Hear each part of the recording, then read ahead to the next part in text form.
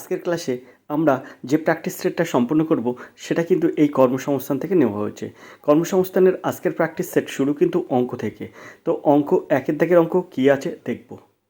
তো আমরা একের দাগের অঙ্ক দেখব।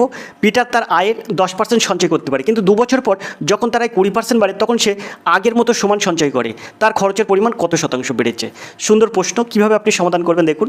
মনে করুন পিটারের আয় হচ্ছে 100 টাকা। আয় 100 টাকা।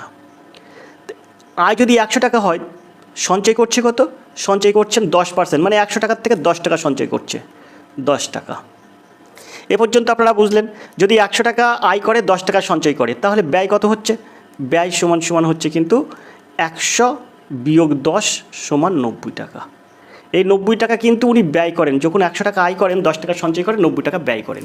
এবার এখান থেকে দেখুন, এ পর্যন্ত তো আপনি বুঝতে পারলেন। এবার এখান থেকে দেখুন, কিন্তু 2 বছর পর যখন তার 20% আয় বাড়ে, কিন্তু 2 বছর পর যখন তার আয় 20% বাড়ে, তার মানে 2 বছর পর কত হচ্ছে? 2 বছর পর আয় হচ্ছে কিন্তু 2 বছর পর আয় হচ্ছে 20% বেড়েছে, মানে আগে 100 টাকা ছিল, এখন 120 টাকা হয়েছে আয়। যখন 20% আয় বাড়ে তখন তার আগের মতো সমান সঞ্চয় করে। আগের সঞ্চয় কত ছিল? আগের সঞ্চয় ছিল কিন্তু 10 টাকা, তাই সেই সঞ্চয় কিন্তু সেইভাবে 10 টাকায় সঞ্চয় করেন। 10 টাকার বেশি কিন্তু তিনি সঞ্চয় করেন না, 10 টাকায় সঞ্চয় করেন। ঠিক আছে, আমি 10 টাকা সঞ্চয় রেখে দিচ্ছি। এখন ব্যয় হবে কত তাহলে? ব্যয় হবে 120 বিয়োগ 10 সমান সমান 110 টাকা। আগে সঞ্চয় করতো 10 টাকা, এখনও সঞ্চয় করেন 10 টাকা। আগে ব্যয় করতো 90 টাকা, এখন ব্যয় করে 110 টাকা। তাহলে ওনার ব্যয় বৃদ্ধি কত? তো ব্যয় বৃদ্ধি তাহলে কত আসছে দেখুন, খুব সহজেই অঙ্ক সমাধান করতে পারবেন। 110 বিয়োগ 90, তাহলে এখানে কি 20 টাকা বৃদ্ধি। ব্যয় বৃদ্ধি কত? 20 টাকা।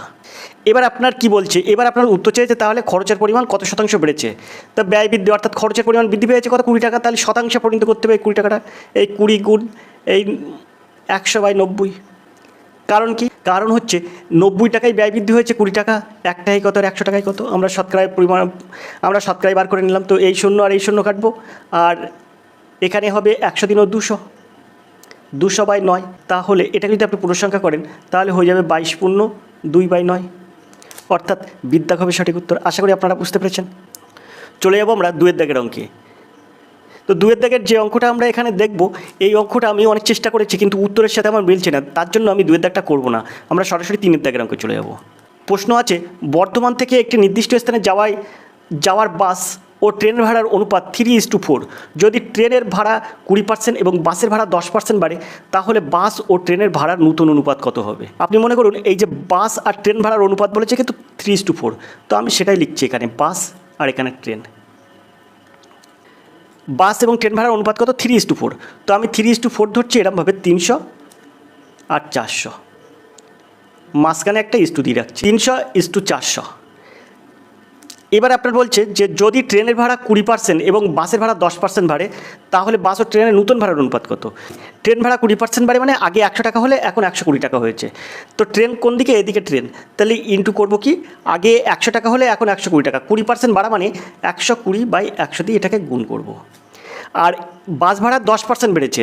10% বাড়া মানে কি, আগে 100 টাকা থাকলে এখন হয়েছে 110 টাকা, তাই সেটা আমি 110/100 দিয়ে এটাকে গুণ করব।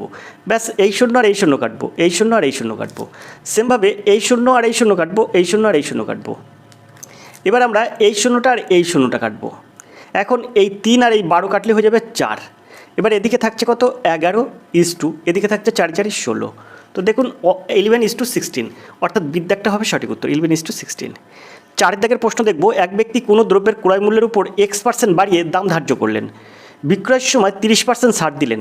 এতে যদি তার 5% লাভ হয় তবে X এর মান কত? এখানে বলছে এতে যদি তার 5% লাভ হয়, তার মানে 100 টাকায় 105 টাকা হবে। এখন আমি এই জায়গাটায় ধরবো, এই X% বাড়িয়ে দিয়েছে না, এখানে বলছে এক ব্যক্তি কোনো দ্রব্যের ক্রয় মূল্যের উপর X% বাড়িয়েছে। তা আমি X এর মানটা এই 50 ধরলাম, X এর মানটা আমি ধরলাম 50। তো আগে 100 টাকা হলে কি হয়েছে? X% বাড়ানো মানে কি, X এর মানটা আমি 50 ধরেছি, তা 50% বাড়া কথার অর্থ কি? 50% বাড়া কথার অর্থ হচ্ছে আগে 100 টাকা ছিল, এখন কত হয়েছে? 150 টাকা। এটা কিন্তু 50% বাড়া কথার অর্থ, আগে 100 টাকা ছিল, এখন 150 টাকা হয়েছে। এর বলছে বিক্রির সময় 30% ছাড় দেন, অর্থাৎ 150 টাকা যখন তার ওই জিনিসটার ধার্য মূল্য ঠিক করেছে, তখন বিক্রির সময় কত কী করলেন, 30 টাকা ছাড় দেন। তাহলে 30% ছাড় দেন, তার মানে 100 টাকা লেখা থাকলে সে কত 30 টাকা ছাড় দেয়। তাহলে 150 টাকা লেখা থাকলে তাকে 45 টাকা ছাড় দেবে। তো 150 থেকে আমি ওই 45টা বিয়োগ করব। বিয়োগ করলে কত হচ্ছে, 105 হচ্ছে। আমি জিনিসটা কি করেছিলাম, আমি জিনিসটা 100 টাকা ধরেছিলাম, 50% বাড়ালে তার ধার্য মূল্য হয়ে গেল 150 টাকা। 150 টাকায় 30% ছাড় দিয়েছি, ছাড় দিলে 105 টাকা হয়ে যাবে বিক্রয় মূল্য। 105 টাকা যদি বিক্রয় মূল্য হয়, এতে যদি তার 5% লাভ হয়, অর্থাৎ 105 টাকা যদি বিক্রয় হয়, তাহলে কেনা ছিল ক টাকায়, কেনা ছিল তো 100 টাকায়, তার থেকে 100 বিয়োগ করলাম, তাহলে থাকলো কত, 5। তো 100 টাকায় লাভ হচ্ছে 5 টাকা, সেটাই তো উত্তর চেয়েছে, 5% লাভ। অর্থাৎ এর দাগটা আমরা সঠিক উত্তর বলতে পারবো। আশা করি আপনারা বুঝতে পারলেন। 5 দাগের প্রশ্ন দেখুন, একটি শ্রেণীকক্ষে 50 জন ছাত্রছাত্রীর মধ্যে 40% ছাত্রী, পুরো শ্রেণীর গড় প্রাপ্ত নম্বর 64.4, ছাত্রদের প্রাপ্ত নম্বরের গড় 62, তবে ছাত্রীদের প্রাপ্ত নম্বরের গড় কত? তো 50 জন ছাত্রছাত্রীর মোট নম্বর কত? তো 64.4 ইন্টু 50। এটা যদি আমরা গুণ করি তাহলে হয়ে যাবে 4 5 20 শূন্য, হাতে 2, 4 5 20 আর 2 22 2 হাতে 2, 5 6 30 আর 2 32। অর্থাৎ এখানে একটা দশমিক দিয়ে এখানে একটা শূন্য কাটবে, তার মানে 3220। 50 জন ছাত্রছাত্রী কিন্তু মোট নম্বর 3220। এখন বলছে 40% ছাত্রী, তা 50 জনের যদি 40% ছাত্রী হয়, তাহলে ছাত্রী আছে কজন? 50 জনের মধ্যে 20 জন কিন্তু ছাত্রী। 50 গুণ 40/100, এটাকে কাটাকুটি করুন, এই শূন্য এই শূন্য এই শূন্য এই শূন্য, তাহলে 20। এই 20 জন কিন্তু ছাত্রী, ছাত্র কত? ছাত্র হয়ে যাবে 50 বিয়োগ 20 সমান 30। ছাত্রদের প্রাপ্ত নম্বরের গড় 62, তাহলে এখানে ছাত্র আছে কজন? ছাত্র 30 জন, তো তাদের প্রাপ্ত গড় নম্বর 62 বলেছে যখন, 62কে আমরা কী করবো, 30 দিয়ে গুণ করবো। 62 গুণ 30, 3 দিনও 6, 3 6 18, 1860। ছাত্রদের মোট নম্বর 1860, আর এদিকে আমার মোট নম্বর ছিল কত, 3220। তো 3220 বিয়োগ 1860 বিয়োগ করলে কত হয়? তো শূন্য করতে শূন্য, 6 কত হলে 12, 6 হলে 12 হাতে 1, 8 একে 9, 9 কত হলে 12, 3 হলে 12 হাতে 1, 1 আর 1 2, 2 আর কত হলে 3, 1 হলে 3, 1360। এখন এই 1360 এগুলো হচ্ছে কাদের নাম্বার? এগুলো হচ্ছে কিন্তু ছাত্রীদের নাম্বার কিন্তু এগুলো। ছাত্রীদের মোট নম্বর 1360, ছাত্রী আছে কজন? ছাত্রী আছে কিন্তু 20 জন, তাই 20 দিয়ে ভাগ করবো। তাহলে এদের এখানে বলেছে তো ছাত্রীদের প্রাপ্ত গড় নম্বর কত, তাহলে 20 দিয়ে ভাগ করলে আমার গড় নম্বর হয়ে যাচ্ছে, এই শূন্য কাটবো, 6 দিনও 12 আর 1 দাও 13, 8 দিনও 16 সমান 68। আশা করি আপনারা বুঝতে পেরেছেন, ডিট হবে সঠিক উত্তর। সুন্দরভাবে এসব অঙ্ক সহজে সমাধান করা যায়। পরের অঙ্কে চলে যাব। পরে 6 দাগের অঙ্ক আছে দেখুন, একটি কাজ এ ও বি একসঙ্গে 8 দিনে শেষ করে, বি ও সি একসঙ্গে 12 দিনে শেষ করে। ওই একই কাজ এ বি ও সি একসঙ্গে 6 দিনে শেষ করে, এ ও সি একসঙ্গে কাজটি কত দিনে শেষ করবে? মনে করুন সমস্ত কাজ হচ্ছে এক অংশ, সমস্ত কাজ এক অংশ। এখানে বলছে এ বি আর সি একসঙ্গে কত দিনে করছে? 6 দিনে করছে। 6 দিনে করে এক অংশ, তাহলে 1 দিনে করে কত? তো এ প্লাস বি প্লাস সি একত্রে 1 দিনে করে 1/6 অংশ। এবার এখানে বলছে দেখুন, এ ও বি একত্রে করছে কত দিনে? 8 দিনে। এ ও বি একত্রে 8 দিনে শেষ করে, তাহলে এ ও বি যদি একত্রে 8 দিনে শেষ করে, তাহলে 8 দিনে করে এক অংশ, 1 দিনে করে কত অংশ? তো এ প্লাস বি 1 দিনে করবে কত? 1/8 অংশ। এগুলো কিন্তু সব 1 দিনে বার করে নিচ্ছি। তো আমরা এখান থেকে একটা ক্যালকুলেশন বার করব। এখানে আমরা বিয়োগ দেবো, এখানেও বিয়োগ দেবো, এখানেও বিয়োগ দেবো। তাহলে এই এ আর এই B plus A minus B plus B minus B কেটে গেল, তাহলে কত? সি। তো সি সমান আমার কী আসছে? সি সমান আসছে কিন্তু এখানে 1/6 মাইনাস 1/8। তো এখান থেকে আমরা ক্যালকুলেশন করলে কত পাচ্ছি? 6 আর 8 যদি লসাগু করিতে পাচ্ছি 24। তো 4 বিয়োগ 3, এটা সমান কত পাচ্ছি? 1/24। তো এখানে সি কিন্তু 1 দিনে করবে কত? 1/24 অংশ। তো সি 1 দিনে করছে 1/24 অংশ। এবার আবার আমরা কি করব? আবার সেম পজিশানটা করব, এ প্লাস বি প্লাস সি এরা 1 দিনে করে কত? 1/6 অংশ। দ্বিতীয় ক্ষেত্রে কী আছে? দ্বিতীয় ক্ষেত্রে আছে বি ও সি একসঙ্গে করছে 12 দিনে, তাহলে বি প্লাস সি 1 দিনে করছে কত অংশ? 1/12 অংশ। 1/12 অংশ। এবার এটাকে আমরা বিয়োগ করব, এই বিয়োগ এই বিয়োগ এই বিয়োগ, তো মাইনাস সি প্লাস সি কেটে গেল আর প্লাস বি মাইনাস বি কেটে গেল, তাহলে এ থাকলো। তো এ সমান কী হলো? 1/6 বিয়োগ 1/12। তো এখান থেকে যদি আমরা ক্যালকুলেশন করি তাহলে কী হবে, 12 লসাগু হয়ে যাবে, তো 2 বিয়োগ 1 হবে, সেই ক্ষেত্রে 1/12 অংশ হবে, 12 অংশ। তাহলে এ একদিনে করছে কত, 1/12 অংশ, আর সি একদিনে করছে কত, 1/24 অংশ। এবার বলেছে কি এ ও সি একসঙ্গে কাজটি কতদিনে শেষ করবে, তো এ ও সি একসঙ্গে একদিনে করছে কতটা, সেই ক্ষেত্রে আমরা কী করবো, এ প্লাস সি এইটা সমান সমান কী করবো, 1/12 যোগ 1/24 করবো। তাহলে এ প্লাস সি একসঙ্গে একদিনে করছে এই অংশটা, তো এখান থেকে লসাগু হয়ে যায় 24, তো এখানে 12 × 24, তো 2 × 1 = 2 যোগ 24 × 1 = 24, 1 × 1 = 1, তো হয়ে যাচ্ছে কত, সমান সমান 3/24। 3/24 অংশ কাজটি এ ও সি একসঙ্গে করছে কত দিনে, একদিনে। তা 3/24 এইটাকে যদি আমরা কাটাকাটি করি তাহলে 1/8 হয়, তো এটা সমান সমান 1/8 অংশ। তো 1/8 অংশ কাজটা এ ও সি করছে একদিনে, তাই 1/8 অংশ কাজ করে একদিনে, 1/8 অংশ কাজ করে একদিনে, 1 অংশ কাজ করে কত দিনে, তো 8টা উপরে উল্টে যাবে, যে গুণ হয়ে যাবে, তো 8 × 8 দিনে, অর্থাৎ এর দাগটা হবে সঠিক উত্তর, এর দাগটা হবে সঠিক উত্তর। আশা করি আপনারা বুঝতে পেরেছেন। 7 দাগের প্রশ্ন দেখব।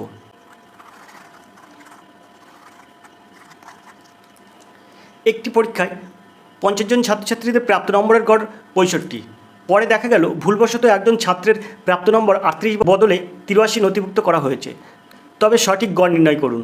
তো 50 জন ছাত্রের প্রাপ্ত গড় নম্বর কত, 65, তো 50 জন ছাত্রের মোট নম্বর কত, তো 65 × 50, তো এখান থেকে যদি আমরা ক্যালকুলেশন করি তাহলে এখানে পাবো এই শূন্যটা শূন্য বসে গেল, 5 × 5 = 25, 5 × 7 = 2, 5 × 3 = 7, 2 = 32, 3250 কিন্তু মোট নম্বর। এখন বলেছে একজনের কি হয়েছে, 38-এর বদলে 83 ধরা হয়েছে, তো আমরা এখানে 83 থেকে বিয়োগ করব 38, বিয়োগ করলে কত হয়, বিয়োগ করলে 8 কত হলে 13, 5 হলে 13, হাতে 1, 4 4 কত হলে 8, 4 হলে 8, অর্থাৎ 45। তাহলে এই 45টা বেশি ধরা পড়েছে, তো আমরা কী করবো, সরাসরি 45 বিয়োগ করে দেবো এর থেকে। বিয়োগ করলে কত হচ্ছে, 5 আর 5 হলে 10, হাতে 1, 4 একে 5, 5 আর 5 মিলে 0, আর এই 32টা বসে যায়, তো 3205। তো আসল নম্বর ছিল কিন্তু 3205। এখন বলছে সঠিক গড় নির্ণয় করুন, তাই এবার 3205কে আমরা কী করব, এই 3205কে আমরা কতজন ছাত্র, মোট 50 জন ছাত্র, 50 দিয়ে ভাগ করে দেবো, ব্যাস। ভাগ করলে আমরা কত উত্তর পাবো সেটা আমাদের সঠিক উত্তর হয়ে যাবে। তো আমরা এটাকে 5 × 10 = 50 করব, আর এখানে 5 × 6 = 30, আর 2 × 32, 4 × 5 = 20, আর 5 × 1 = 5। ক্যালকুলেশন করে হলো কত, ক্যালকুলেশন করে হলো 641। তো এখানে 641/10, এই কথার অর্থ কি, এই কথার অর্থ যেহেতু নিচে শূন্য একটা, তাহলে আমরা 64.1 লিখতে পারি। তো এর সঠিক উত্তর হবে ঠিক 64.1। আশা করি আপনারা বুঝতে পেরেছেন। চলে যাবো 8 দাগের প্রশ্নে। 41টি ক্রমিক বিজোড় সংখ্যার গড় 49, বৃহত্তম সংখ্যাটি কত? যদি আপনার এইরকম অঙ্ক থাকে আর বৃহত্তম সংখ্যাটা নির্ণয় করতে বলা থাকে, তাহলে আপনি এইভাবে সমাধান করবেন। এই পাশে একটা দাগ কাটবেন, এই পাশে একটা দাগ কাটবেন, এখানে একটা বড় করে ঘুল্লো দেবেন। এই ঘুল্লোর মধ্যে কী লিখবেন, দেখুন মোট সংখ্যা কটা, 41টি। আপনি এখানে লিখুন 20, আর এখানে লিখুন 20, মাঝখানে কিন্তু ফাঁকা রাখলেন। 41কে 2 ভাগে ভাগ করা যায় না, তাই আমরা কিন্তু এই 20 এসআইটি 20 এসআইটি 20 করলাম। তো এখানে যদি আমরা 21 দিই, তো দেখুন 21 আর 20 41, আবার এদিকে হলো 21 আর 20 41, তো 21টা আমার সাজের থাকলো। এখন এই সংখ্যার গড় কত বলেছে, গড় বলেছে কিন্তু 49, তো এর এভারেজ যদি 49 হয়, 49 হয়, তা বসিয়ে রাখুন। এবার আপনি বিজোড় সংখ্যা খুঁজুন। বিজোড় সংখ্যা 1, তারপরে বিজোড় সংখ্যা 3, তারপরে বিজোড় সংখ্যা 5, তারপরে বিজোড় সংখ্যা 7, তারপর বিজোড় সংখ্যা 9, এরকমভাবে তো চলে। তো দেখুন বিজোড় সংখ্যায় একটার পরে একটা বিজোড় সংখ্যা, একটার পরে একটা বিজোড় সংখ্যা হয়। এবার আপনি ডিস্টেন্সটা খুঁজুন। 1-এর সঙ্গে 3, ডিস্টেন্স কত, 2, 3-এর সাথে 5, ডিস্টেন্স কত, 2, প্রত্যেকটাই দেখুন 2 করে ডিস্টেন্স। তাই আপনি কি করবেন, এই 20 আছে না, এই 20-এর সঙ্গে 2টা গুণ করে দেবেন, 20 দিনও 40, ব্যাস। এই 49-এর সঙ্গে এই 40টা যোগ করে দিন, বৃহত্তম সংখ্যা আপনার বেরিয়ে গেল, 89 হবে এর সঠিক উত্তর। তো এখানে আছে 89, এর দাগ হবে সঠিক উত্তর। আশা করি আপনারা বুঝতে পেরেছেন। বৃহত্তম সংখ্যা যদি আপনার পড়ে, তাহলে আপনি এইভাবে সমাধান করবেন। তো দেখবে এবার 9 দাগের এই প্রশ্নটি, একটি বইয়ের নির্ধারিত মূল্যের উপর 10% ছাড় দিলে প্রকাশকের 20% লাভ হয়, ছাড়ের পরিমাণ 15% হলে প্রকাশকের লাভ্যাংশের মান কত? তো এটা কীভাবে সমাধান করবেন, এর জন্য আমি এই জায়গাটা একটু মুছে নিই। মুছে নেওয়ার পরে আমি আপনাদের দেখিয়ে দিচ্ছি। দেখুন এখানটায় খুব সুন্দরভাবে দেখানো যাবে। মনে করুন বইটির ক্রয় মূল্য 100 টাকা। যদি আপনি ক্রয় মূল্য 100 টাকা ধরেন, তাহলে এখানে বলছে 20% লাভে বিক্রি করছে, তাহলে বিক্রয় মূল্য কত হবে, বিক্রয় মূল্য 120 টাকা। যদি আপনি ক্রয় মূল্য 100 টাকা ধরেন, তাই কিন্তু 20% লাভ হলে বিক্রয় মূল্য হবে 120 টাকা। যদি 120 টাকা বিক্রয় মূল্য হয়, এবার এর 10% ছাড়, এর 10% ছাড় কথার অর্থ কী? তো 120 টাকার উপরে 10% ছাড়, তাহলে সেই ক্ষেত্রে ধার্য মূল্য কত হবে? সেই ক্ষেত্রে ধার্য মূল্য হয়ে যাবে কিন্তু, সেই ক্ষেত্রে ধার্য মূল্য হবে 120 গুণ 100/90। এটা কিন্তু ধার্য মূল্য হবে। 10% ছাড়ে কিন্তু 10% ছাড়ে 10% ছাড়ে কিন্তু ধার্য মূল্য হবে কিন্তু 120 গুণ 100/90। এবার আপনি এটাকে কাটাকুটি করুন, তো এই শূন্য আর এই শূন্য কাটুন, আর এই 12 3 4 12 করুন, আর এই 3 3কে 9 করুন, তা হয়ে যাচ্ছে কত? 400/3। এইটা ধার্য মূল্য হলো 400/3 টাকা। যদি ধার্য মূল্য 400/3 টাকা হয়, এবার বলছে যে 15% ছাড়ে, যদি 15% ছাড় হয় তাহলে প্রকাশকের লভ্যাংশের মান কত? তো 15% ছাড়ে লভ্যাংশ কত হবে? তো 15% ছাড়ে, তো 15% ছাড়ে বিক্রয় মূল্য হবে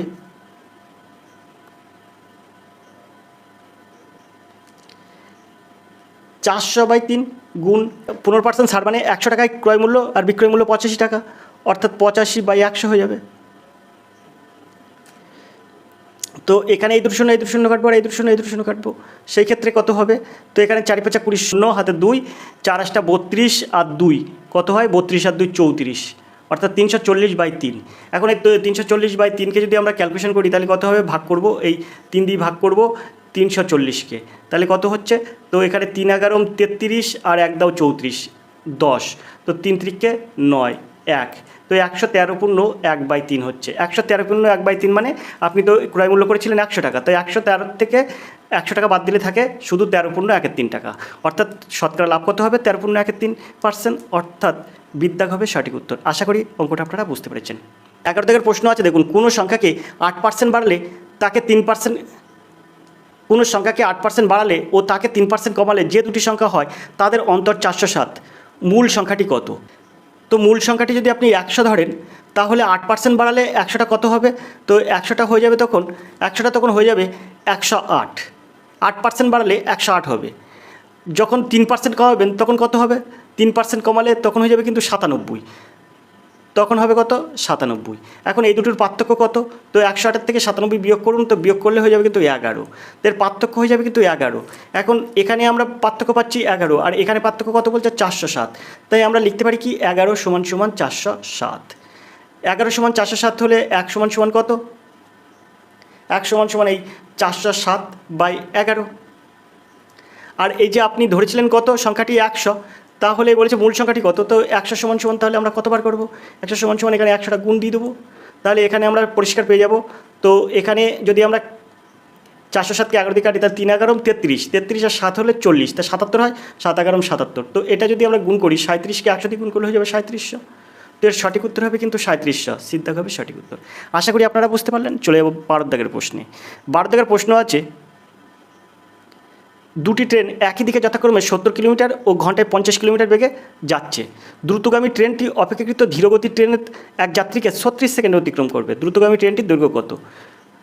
তো কিছুই না, এখানে 70 থেকে 50, যেহেতু ট্রেন দুটি একই দিকে যাচ্ছে, তাই 70 থেকে 50 বিয়োগ করুন, আপেক্ষিক গতিবেগ বেরিয়ে যাবে কিন্তু 20 কিমি। একে আপনি 5/18 দিয়ে গুণ করে মিটার পার সেকেন্ডে প্রকাশ করুন। আমরা এই সূত্রটা এখানে ব্যবহার করব, S = d/t। ডি এর মানটা আপনার বার করতে বলেছে ট্রেনের দৈর্ঘ্য কত, ট্রেনের দৈর্ঘ্যটা আপনার বার করতে বলেছে, অর্থাৎ ডির মানটা বার করতে বলেছে। টি কত আছে? টি বলেছে 36 সেকেন্ডে অতিক্রম করছে, তাই আপনি এখানে 36টা বসিয়ে দিন। এবার আপনি এটাকে ক্যালকুলেশন করুন, এখানে 18 আর 36 কাটলে হিসেবে 2। এবার আপনি এখানে 5 × 20 100 করুন, আর 2 100 200 করুন, তার ডি = হয়ে যাবে কিন্তু 200। তো এর সঠিক উত্তর হবে কিন্তু 200 মিটার। এখানে বলেছে দ্রুতগামী ট্রেনের দৈর্ঘ্য কত? দ্রুতগামী ট্রেনের দৈর্ঘ্য 200 মিটার। আশা করি আপনারা বুঝতে পেরেছেন। তো এই ট্রেন সংক্রান্ত একটি ভিডিও আমার চ্যানেলে দেওয়া আছে, আপনারা চাইলে আমি লিঙ্কটা দিয়ে দেবো। তো আপনি S = d/t, যত বড় অঙ্ক, যত বড় ট্রেনের অঙ্ক কঠিন হোক না কেন, আপনি S = d/t দিয়ে সহজেই সমাধান করতে পারবেন। তো 20 মিনিটের ওই ভিডিও যদি আপনি একবার দেখেন, ট্রেন সংক্রান্ত ওই ভিডিওটি, তাহলে কিন্তু আপনার যথেষ্ট ভিডিওটি হেল্পফুল হবে। তো এই হেল্পফুল ভিডিও দেখার জন্য অবশ্যই চ্যানেলটি সাবস্ক্রাইব করবেন এবং পাশে বেল আইকন প্রেস করে আমাদের সঙ্গে যুক্ত থাকবেন। 13 দাগের প্রশ্ন দেখব, কলকাতা থেকে দীঘা পর্যন্ত যেতে এক ব্যক্তির বাস ভাড়া লাগে 420 টাকা। একই স্থানের মধ্যে ট্রেনের ভাড়া, সেই স্থানের মধ্যে দুজনের বাস ভাড়া 4 ভাগের 3 ভাগ। এই দুই জায়গার মধ্যে ভ্রমণ করা হলে 3 জনের বাস ভাড়া এবং 4 জনের ট্রেন ভাড়া মোট কত টাকা? তো 420 টাকা কি বাস ভাড়া লাগে, তো 420 দুজনের কত লাগে, দুজনের লাগে 840, 420 আর 420 840। এবারে সেই ট্রেন ভাড়া লাগছে কত সেই ক্ষেত্রে ট্রেনের ভাড়া লাগছে কিন্তু এই 3 ভাগের 4 ভাগ এখানে বলেছে না, 4 ভাগের 3 ভাগ এখানে বলেছে, 4 ভাগের 3 ভাগ। তো 4 ভাগের 3 ভাগটা আমরা এখানে বার করব। তো এখানে 3 দেবো আর এখানে 4 দেবো। এখন এটাকে যদি আমরা গুণ করি তো 4 একুশম 84 হয়, আর এই শূন্যটা বসে যায়, 3 একুশম 63, অর্থাৎ 630 হয়ে যায়। 630 কিন্তু এক একজনের ভাড়া। এখন এখানে বলেছে 3 জনের বাস ভাড়া, 3 জনের বাস ভাড়া হলে 3 4 12, 1260 টাকা 3 জনের বাস ভাড়া। আর 4 জনের ট্রেন ভাড়া, 4 জনের ট্রেন ভাড়া মানে যোগ করতে হবে 4 ছক 24 আর 3 4 12, 120, 24 আগে 25, 2520 টাকা। এই দুটো যদি যোগ করি তাহলে কত হচ্ছে, তো 8 আর 20 80 আর 25 আর 12 37, 3780 টাকা। তো এর সঠিক উত্তর হবে কিন্তু 3780 টাকা। বিদ্যাক হবে সঠিক উত্তর। 3 জনের বাস ভাড়া এবং 4 জনের ট্রেন ভাড়া মোট লাগবে 3780 টাকা। 14 দাগের প্রশ্ন দেখব।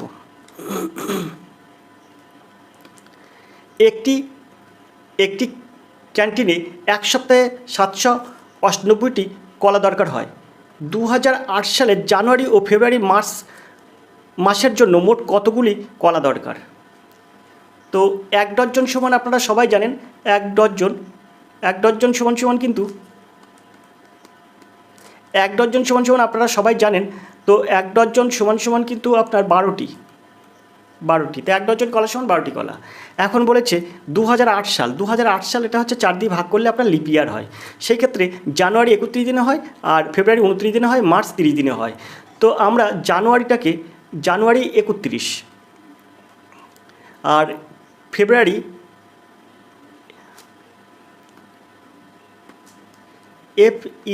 ফেব্রুয়ারি 29, মার্চ 31। তো জানুয়ারি, ফেব্রুয়ারি আর মার্চ দিয়ে মোট কত দিন হচ্ছে, তো এটা যদি আমরা যোগ করি তাহলে পেয়ে যাবো মোট কত দিন হচ্ছে। তো এখানে দেখুন 9 আর 1 10 আর 1 11 1 হচ্ছে, হাতে 1 3 আর 1 4 4 আর 2 6 আর 3 9। তো 91 দিন হচ্ছে, মোট 91 দিন।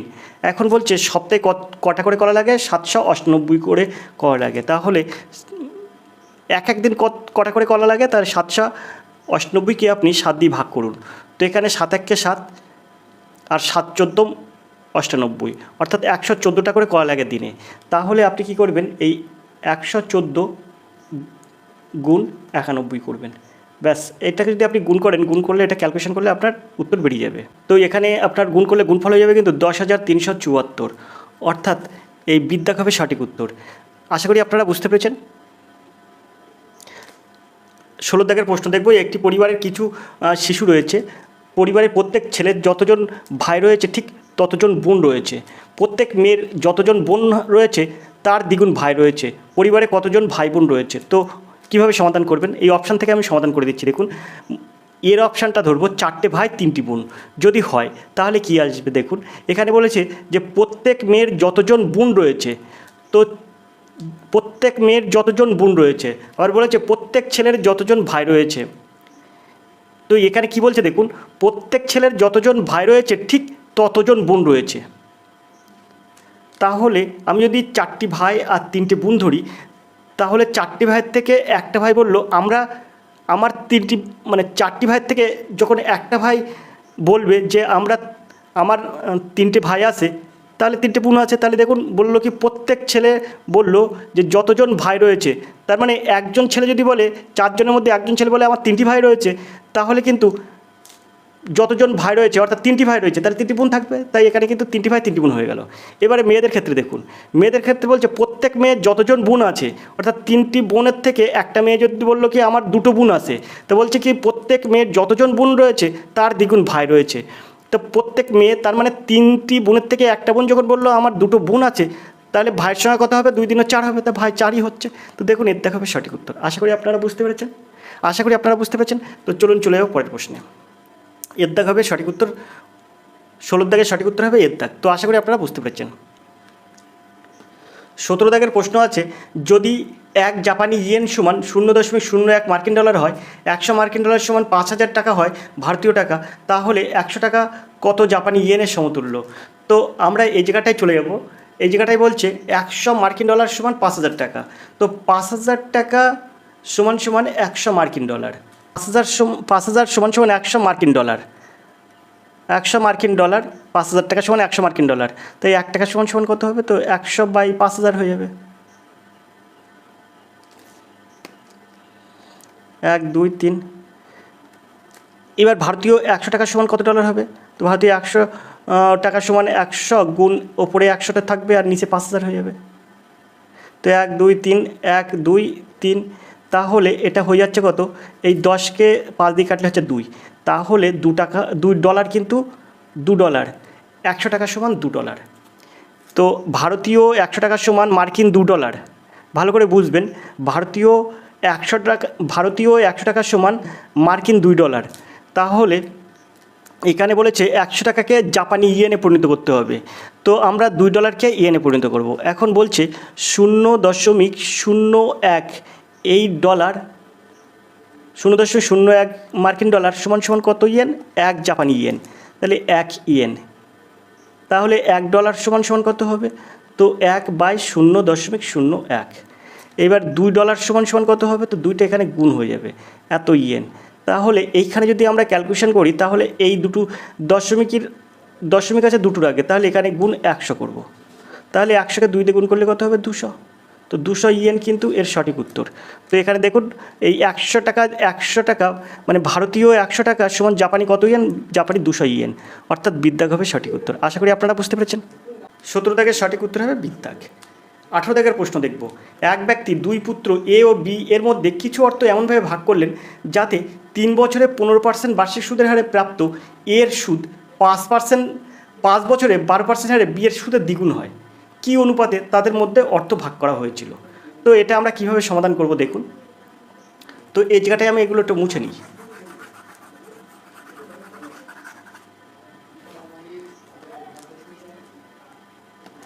তো একজন পুত্র হচ্ছে এ, আরেকজন পুত্র হচ্ছে বি। তো এখানে আমরা এই 3 বছরে 15% মানে 3 × 45% করব। 45% কথার অর্থ হচ্ছে 45/100। এটা আমরা বার করে রাখলাম, এটা সুদ বার করে রাখলাম। তো এখানে আমরা অপশানে যাব। অপশানে আমরা 2/3 ধরব, অর্থাৎ এর মান ধরবো আমরা 200 টাকা আর বির মান ধরবো 300 টাকা। 45% যদি সুদ হয়, একে আমরা 45/100 দিয়ে গুণ করব। এই শূন্য, তাহলে 45 দিনে কত হবে? 90 টাকা। এ যদি 90 টাকা পায়, তাহলে 5 বছরে 12% হারে কিন্তু বির পেতে হবে 180 টাকা। সেটা হয় কি না আমরা দেখব। সেই ক্ষেত্রে 5কে 12 দিয়ে গুণ করলে হয়ে যায় 60%। 60% কথার অর্থ হচ্ছে 60/100। এখন আমরা কি করব? এই 300কে 60/100 দিয়ে গুণ করে দেবো। এই শূন্য, তো 3 × 6 = 18, 180 টাকা। তাহলে দেখুন, এখানে 90 টাকা হচ্ছে, এর ডবল হচ্ছে 180 টাকা। তাহলে আমরা এর মানটা সঠিক বলতে পারি। আশা করি আপনারা বুঝতে পেরেছেন। 19 দাগের প্রশ্ন আছে, 20,000 টাকার ওপর 3 বছরের শেষে প্রাপ্ত সরল সুদ 7,200 টাকা। একই আসলের ওপরে ওই সময়ে একই সুদের হার চক্রবৃদ্ধি সুদ কত টাকা? তো এই জায়গাটায় দেখুন, সুন্দর সিস্টেম। তো এই অঙ্কটা আপনি সহজেই সমাধান করতে পারবেন। 3 বছরে যদি প্রাপ্ত সুদের পরিমাণ 7,200 টাকা হয়, তাহলে সুদের হার কত হবে? তো এক বছরে হয় 2400 টাকা, এক বছরে হয় 2400 টাকা। তা 2400 টাকা 2000-এ যদি 2400 টাকা হয়, তাহলে 1000-এ হবে 1200 টাকা, আর 1200 টাকা হলে 12% সুদ হয়ে যাবে। এখানে সহজে 12% সুদ আমরা বলতে পারবো। এবার বলেছে ওই একই আসলের ওপরে, অর্থাৎ ওই 20,000 টাকার ওপরে, 20,000 টাকার উপরে একই সুদের হারে, অর্থাৎ 12% হারে চক্রবৃদ্ধি সুদ কত টাকা, সেটা আমরা বার করব। তো আমরা চক্রবৃদ্ধি সুদের সূত্র কি জানি? P × 1 + R/100, আর মাথায় টি। আর মানে সুদের হার, টি মানে সময়, পি মানে আসল। 20,000 টাকা আমরা দিয়ে দিলাম 1 + R/100। আর কত? আর আছে আপনার 12% হারে। এই সরল সুদের হারটা কিন্তু 12% বেরিয়েছে। আমি কিন্তু অঙ্ক না করে এটা কিন্তু আপনাদের সহজে বুঝিয়ে দিলাম। তো 12/100 দিয়ে আমরা 1 + 12/100 দেবো। আর মাথায় টি মানে কত? সময় কত? এই বলছি একই আসলের উপরে একই সময়ে, অর্থাৎ 3 বছর সময়, তো 3 বছর এখানে দিয়ে দেবো। এখন এটা কিন্তু এই P × 1 + R/100 মাথায় টি, এটা কিন্তু আপনার চক্রবৃদ্ধির সুদ, মানে সমূল চক্রবৃদ্ধির সূত্র। এটা কিন্তু সমূল চক্রবৃদ্ধির সূত্র। তাহলে অর্থাৎ সুদে আসলে থাকবে। তাহলে এখানে আমরা সুদে আসলটা বার করব, বার করে তার থেকে 20,000টা বিয়োগ করে দেবো। তো আমরা তো 20-র পিছনে 3টি শূন্য দিলাম। এখন এটাকে গুণ করব, এই এটা ক্যালকুলেশন করলে হয় 112/100। তো 112/100 ইন্টু 112/100 ইন্টু 112/100। এবার এই 4টি শূন্য কাটবো আর এই 4টি শূন্য কাটবো।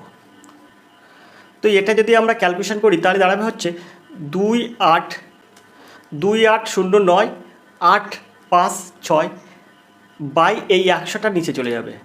তাহলে এখান থেকে আমরা সহজে কি বলতে পারি, এই যেহেতু দুটো শূন্য আছে তার দুটোর ঘর আগে আমরা দশমিকটা বসাবো, সেই ক্ষেত্রে আমরা পেয়ে যাবে 2809,856। তো এই এত টাকা কিন্তু আপনার সমূল চক্রবৃদ্ধি অর্থাৎ সুদে আসলে আছে এর মধ্যে। এবার এইখান থেকে আমরা 20,000টা বিয়োগ করে দেবো, 1 2 3 4। এটা বিয়োগ করে দিলে কত হবে? বিয়োগ করে দিলে থাকবে 8098.56। তো দেখুন এখানে আছে 8098.56, অর্থাৎ এর দাগটা হবে সঠিক উত্তর। আশা করি আপনারা বুঝতে পেরেছেন 19 দাগের সঠিক উত্তর হবে এর দাগ। এবার আমরা 21 দাগের প্রশ্ন দেখব। 21 দাগের প্রশ্ন দেখব। একজন ব্যবসায়ীর কাছে 100 কেজি চিনি রয়েছে, যার কিছু অংশ 8% লাভে এবং বাকি অংশ 18% লাভে বিক্রি করলেন। তিনি মোটের উপরে 14% লাভ করলেন। 18% লাভে বিক্রিত অংশের পরিমাণ কত? তো আমরা মনে করছি x কেজি চিনি 8% লাভে বিক্রি করেছেন, তার মানে x গুণ 8/100। আর বলছে বাকি অংশ 18% লাভে বিক্রি করেছেন। বাকি অংশ কত? তো বাকি অংশ হচ্ছে 1000 থেকে আপনি x বিয়োগ করুন, তাকে 18/100 দিয়ে গুণ করে দিন। তাহলে এটা কিন্তু এটা বিক্রি করেছে 18% লাভে। তো এই দুটো যোগ করুন, যোগ করলে যেটা হচ্ছে লাভ, সেই লাভ হচ্ছে মোটের উপরে 14% লাভ হয়েছে। মোটের উপর 14% লাভ হয়েছে মানে 1000 কেজি চিনি বিক্রি করে ওনার মোটের উপর 14% লাভ হয়েছে, অর্থাৎ 14/100 দিয়ে আপনি গুণ করে দিন। এবার এটাকে আপনি ক্যালকুলেশন করুন। এটাকে ক্যালকুলেশন করে এখান থেকে এক্সের মান বার করলেই আপনার উত্তর সম্পূর্ণ হয়ে যাবে। তো আমরা এখানে দিয়ে দেবো 8x বাই এই 100 যোগ এখানে কত হবে? এখানে আপনি এই 100 থেকে দুটো শূন্য কাটুন আর এই 1000 থেকে দুটো শূন্য কাটুন, তাহলে এখানে হয়ে যাবে কিন্তু 10। 10কে 18 দিয়ে গুণ করলে 18 10কে 180। এবার আপনি এখানে এই প্লাসে মাইনাসে মাইনাস করুন, মাইনাস করে এখানে এক্সকে এটা দিয়ে গুণ করলে হয়ে যাবে 18x/100।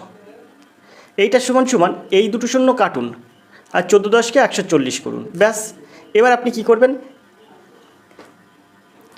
এবার আপনি এই দুটো অর্থাৎ 8x/100 বিয়োগ 18x/100 এখানে রাখুন, রেখে আপনি কি করবেন 140 আর এই প্লাস 180 ওই সাইডে গেলে মাইনাস 180 হয়ে যাবে।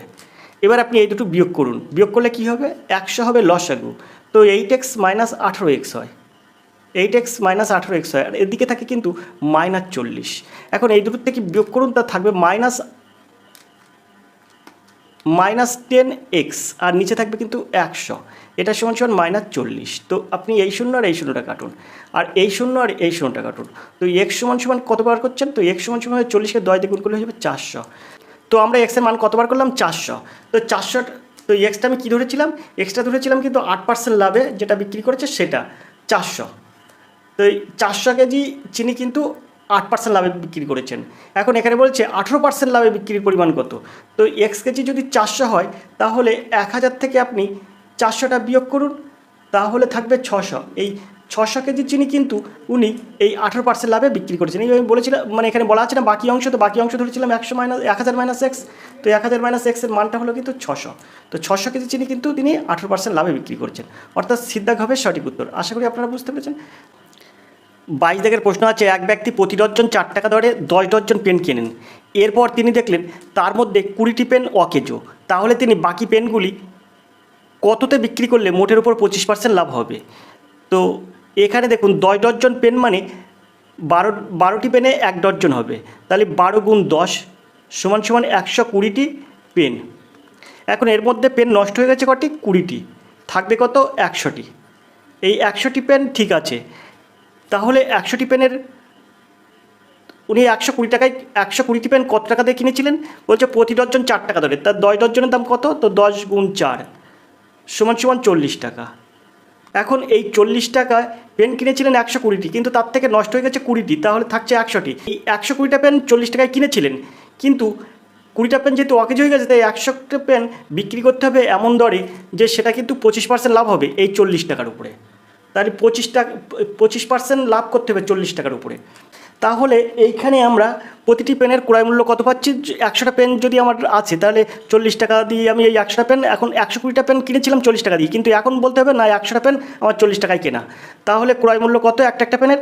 তো এই একটি পেনের ক্রয় মূল্য হয়ে যাবে কিন্তু এই 40/100। তো এই শূন্য কাটে, আর এখানে হয়ে যাবে 2 দিনও 4 আর 5 দিনও 10, অর্থাৎ 2/5। এই 2/5 টাকা কিন্তু একটা পেনের ক্রয় মূল্য। এখন এই 2/5 টাকার উপরে বিক্রয় মূল্যটা এমনভাবে ঠিক করতে হবে যে সেটা যেন 25% লাভ হয়। তো 25% লাভ করতে গেলে আপনার 100 টাকা যদি ক্রয় মূল্য হয়, বিক্রয় মূল্য হয় কত? 125 টাকা। তাহলে 1 টাকা হলে কত? 125/100। আর যদি 2/5 টাকা যদি হয় তাহলে কত হবে? তো এখানে গুণ হয়ে যাবে কিন্তু 2/5, 2টা উপরে যাবে আর 5টা নিচে চলে আসবে। তো এই 5, তো এখানে 5 25 125, আর এই 25কে 100 দিয়ে কাটলে হয়ে যায় 4, আর এই 4কে 2 দিয়ে কাটলে হয়ে যায় 2 দিনও 4, আর উপরে থাকে 1। তো এটা সমান হয়ে যায় 1/2 টাকা। 1/2 টাকা সমান কত? 50 পয়সা। এর সঠিক উত্তর হবে কিন্তু 50 পয়সা, অর্থাৎ সিদ্ধাক হবে সঠিক উত্তর। আশা করি আপনারা বুঝতে পেরেছেন। এই দাগের প্রশ্ন আছে, যদি এক্স স্কোয়ার সমান y plus z, y square সমান z plus x, z square সমান এক্স প্লাস ওয়াই হয়, তাহলে 1/1 plus x plus 1/1 plus y plus 1/1 plus z এর মান কত? এটা সম্পূর্ণ ক্লাস 10-এর একটা অঙ্ক। তো আমরা এখানে সরাসরি এগুলোকে এই 1/1 plus x plus 1/1 plus y plus 1/1 plus z, এটাকে আমরা কি করব? এটাকে আমরা এক্স দ্বারা গুণ করব। x/x plus x square plus এটাকে ওয়াই দিয়ে গুণ করব, y/y plus y square plus এটাকে জেড দিয়ে গুণ করব, z/z প্লাস জেড স্কোয়ার। এখন এইটা সমান কী করব? এখানে x সমান এক্স স্কোয়ার সমান কত? Y plus z. তো আমি এখানে ওয়াই প্লাস জেড দেবো। তারপরে plus y plus y square সমান কত? ওয়াই স্কোয়ার সমান জেড প্লাস এক্স, আমরা এখানে জেড প্লাস এক্স দেবো, প্লাস এখানে জেড প্লাস জেড স্কোয়ার সমান কত? জেডের সমান এক্স প্লাস ওয়াই, তো এক্স প্লাস ওয়াই দেবো। এবার এটাকে আমরা যোগ করব, যোগ করলে x plus y plus z হচ্ছে লসাগু হয়, তাহলে উপরে হয়ে যায় x plus y plus z. এখন এটা কেটে দিলে হয়ে যাবে 1, তো এর সঠিক উত্তর হয়ে যাবে কিন্তু 1। তো আশা করি আপনারা বুঝতে পেরেছেন, 1 হবে এর সঠিক উত্তর, অর্থাৎ এর দাগ হবে সঠিক উত্তর। 24 দাগের প্রশ্ন দেখব। 24 দাগের প্রশ্নটা সমাধান করব। তো দেখুন এটা কীভাবে সহজে সমাধান করি।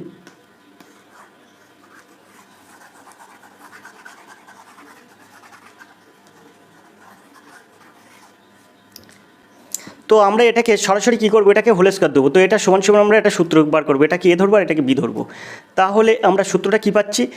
এ স্কোয়ার, এই সূত্রে করছি A plus B whole square যে সূত্র, সেই সূত্রে করছি A square plus 2ab plus B square. তো এই সূত্রটা আমরা এখানে ব্যবহার করব। তো প্রথমে এ কোনটা আছে? 1 প্লাস এ, তো √1 প্লাস এ, এটা হচ্ছে এ স্কোয়ার প্লাস বি স্কোয়ার দেবো, এই বি স্কোয়ারটা দেবো, কী আছে? √1 মাইনাস এ, এটাকে বি ধরেছি। তারপরে প্লাস 2ab, এ কোনটা? এ হচ্ছে √1 প্লাস এ, বি কোনটা? √1 মাইনাস এ। এখন এটা সমান আমরা কী বলতে পারি? তো আমরা এটা সমান এটাকে ক্যালকুলেশন করতে পারি। কী ক্যালকুলেশন? এই হোল স্কোয়ারের জন্য কিন্তু রুটটা উঠে যাবে, 1 প্লাস এ হয়ে যাবে, প্লাস এখানে 1 মাইনাস এ হয়ে যাবে, তারপরে এখানে প্লাস 2টা 2 দেবো, আর এটা আছে এ, এখানে দেখুন এ প্লাস বি ইন্টু এ মাইনাস বি, তাহলে এটা কিসের সূত্র হয়? এ স্কোয়ার মাইনাস বি স্কোয়ারের সূত্র। সেইখানে হয়ে যায় কিন্তু 2√1 স্কোয়ার মাইনাস এ স্কোয়ার, এর সূত্র কিন্তু এটা এসে যায়। তো এবার আমরা এখান থেকে সহজে সমাধান করব, প্লাসে মাইনাসে কেটে দেবো।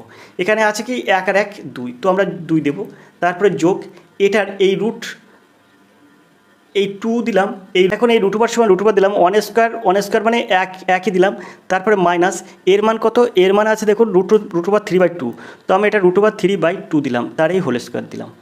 এখন এটা সমান কী দিতে পারি? 2 প্লাস এখানে 2টা বসে গেল, এবার এখানে √1 দিলাম, 1 মাইনাস এখানে √3 হোল স্কোয়ার মানে 3, আর এটা 2 দিনও 4 হয়ে যায়, 3/4। তো এটাকে আমরা ক্যালকুলেশন করলে কত পাই? 2 প্লাস 2, এখানে 1, এখানে কিন্তু 4 লসাগু হয়, তো 4 বিয়োগ 3, তাহলে এখানে আমরা কত পাবো? 2 প্লাস 2 √1, এখানে 4 থেকে 3 বাদ দিলে থাকে 1/4, তাহলে এটাকে আমরা যদি ক্যালকুলেশন করি তাহলে চলে আসবে কত 2 প্লাস 2 ইন্টু এটা 1/2, এই 2 আর এই 2 কাটবো, কাটলে কত হচ্ছে এই 2 কেটে যাচ্ছে, তাহলে এখানে 1 থাকছে, তাহলে কত হচ্ছে 2 আর 1 3। তাহলে 2 আর 1 3 হচ্ছে, তাহলে কোনটা সমান 2 আর 1 3 হচ্ছে এইখানে এই কিন্তু √1 প্লাস এ প্লাস √1 মাইনাস এ তার হোল স্কোয়ার সমান 3 হচ্ছে। আমার প্রশ্নটা চেয়েছে কি এইটা সমান কত, এটা সমান কত প্রশ্ন চেয়েছে, তাহলে এটা সমান কত, তো এই হোল স্কোয়ারটা উঠে যাবে, উঠে গিয়ে কিন্তু রুট হয়ে যাবে 3-এর মাথায়, তো এর সঠিক উত্তর হয়ে যাবে কিন্তু √3, অর্থাৎ এর দেখা হবে সঠিক উত্তর। আশা করি আপনারা বুঝতে পেরেছেন।